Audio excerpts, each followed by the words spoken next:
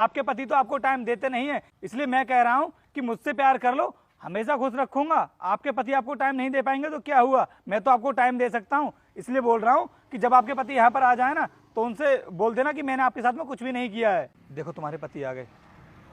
हाँ अनुष्का, अब बताओ मुझे क्या हुआ। वीर, ये सिक्योरिटी गार्ड ना मेरे साथ बहुत बदतमीजी कर रहा था। बोल रहा था आई लव यू मेरी जान, मुझसे प्यार कर लो, मैं तुम्हें बहुत खुश रखूंगा। अनुष्का, क्यों बेचारे पर झूठा इल्जाम लगा रही हो? वो ऐसा क्यों बोलेगा तुमसे? अरे बोला था, तभी तो मैंने तुम्हें फोन करके यहाँ पर बुलाया है, वरना मैं भी कोई पागल नहीं हूँ जो बिना वजह तुम्हारा टाइम वेस्ट करूंगी।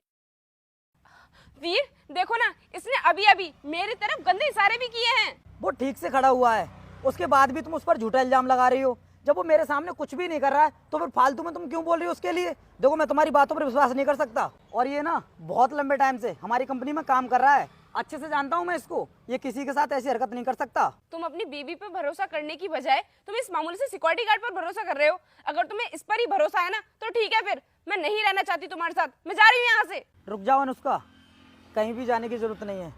मैं तुम्हें बताता हूँ कि इसने तुम्हारे साथ ऐसा क्यों किया। नमस्ते साहब। नमस्ते रोहित, मुझे ना तुझसे एक हेल्प चाहिए। हेल्प? अरे साहब, मैं भला आपकी क्या हेल्प कर सकता हूँ? आप इतने बड़े आदमी हैं, मैं कहाँ गरीब इंसान, मैं आपकी क्या हेल्प करूँगा? पैसों की हेल्प के लिए नहीं बोल रहा हूँ मैं तुझसे, मुझे कुछ पर्सनल बात करनी है तुझसे। हाँ तो बोलिए साहब। वो रोहित, मुझे ना अपनी वाइफ पर काफ़ी टाइम से डाउट हो रहा है कि उसका ना किसी और के साथ में अफेयर चल रहा है, इसलिए मुझे उसका टेस्ट लेना है। कल जब वो तेरे सामने से निकल कर जाए ना तो तू उससे आई लव यू बोलना। अगर उसने तुझे रिप्लाई कर दिया तो मैं समझूंगा जरूर उसका किसी ना किसी के साथ में अफेयर चल रहा है। नहीं साहब, आप ये क्या बोल रहे हो? मैं मैम साहब को आई लव यू नहीं बोल सकता।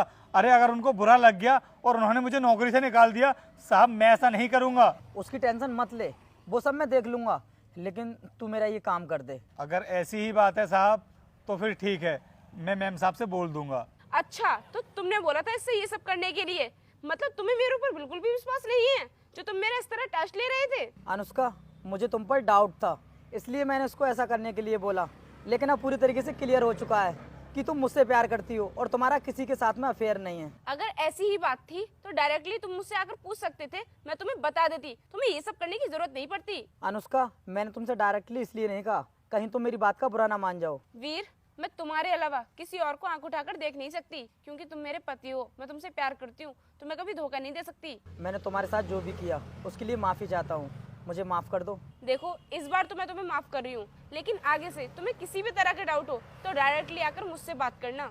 अब मैं तुम पर कभी डाउट नहीं करूँगा।